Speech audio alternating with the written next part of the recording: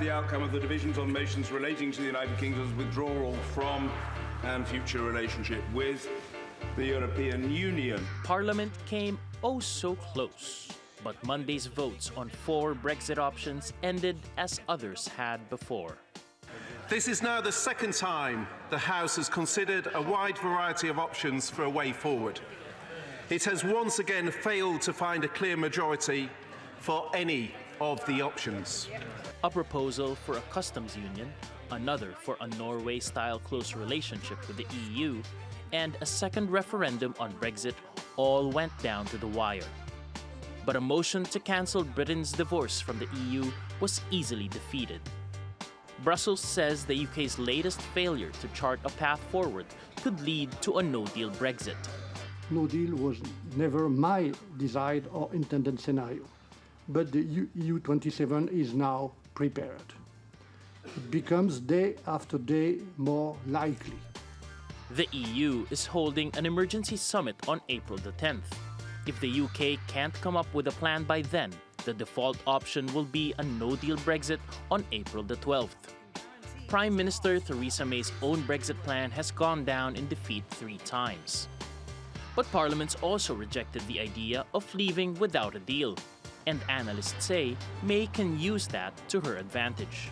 She might now feel empowered to come back with her meaningful vote, number 4 this time, and say to MPs, look, you've had 2 chances, you've not voted for anything, vote for this deal because otherwise there's no deal next week. Official forecasts show a no-deal Brexit would plunge the UK into its most severe recession since the global financial crisis. Brexiteers in favor of a no deal have dismissed these warnings as fear-mongering by Remainers. Both sides could soon find out who's right, unless a deeply divided Parliament can compromise. Paolo Montecillo, TRT World. And for more on the Brexit chaos, Piers Linney joins us now from Manchester. He's an entrepreneur with a professional background in law, investment banking and fund management, who also wants Brexit cancelled. Welcome to Money Talks, Piers. Well, we've just heard the British Prime Minister emerge from marathon cabinet meeting asking for another delay to Brexit beyond April the 12th. She's looking for more time to come up with a cross-party solution to the UK's withdrawal from the EU. Do you think it'll work? I think she's had 3 and potentially 4 chances now. I think the business community, most of it's given up. Even people like the CBI in the UK, the sort of business associations, I think people are just bored of it. And it depends where you want to come at it from. I mean, personally, I think it's it is Brexit chaos and there should be a second referendum. But from a business perspective, I talk to people in business every day and it is causing chaos. It's killing opportunity, it's costing jobs, and it's just slowing people down.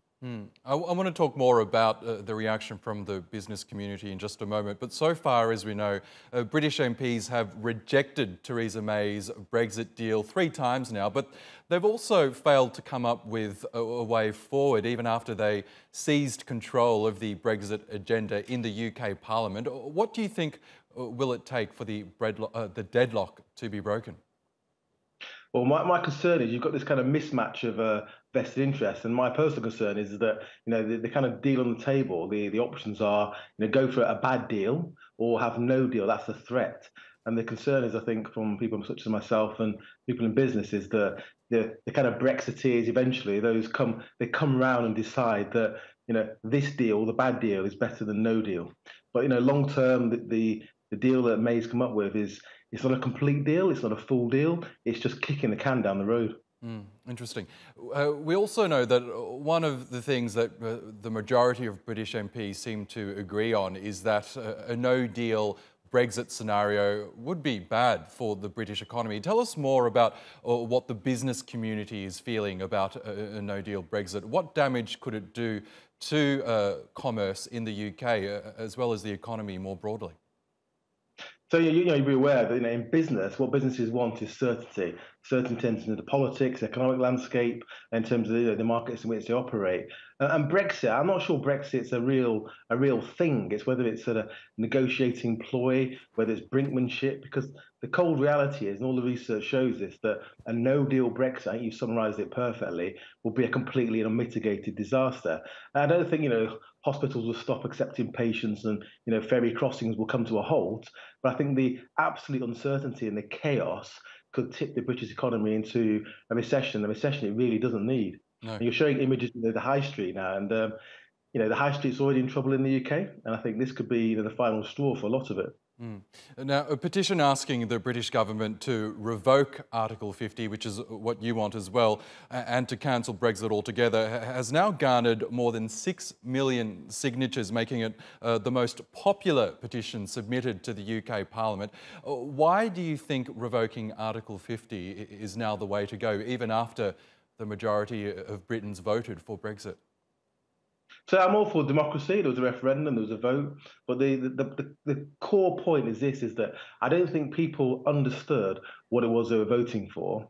And I think there were some irregularities in that process as well. But I think the key point is if you got to vote for not leaving the EU and leaving with what we've got now on the table, I think the outcome would have been very, very different. So I think that in a democracy, people need to understand what it is they're actually voting for. And the goalpost has moved so far, what they thought they were voting for, I think it's only really democratic to go back to the people.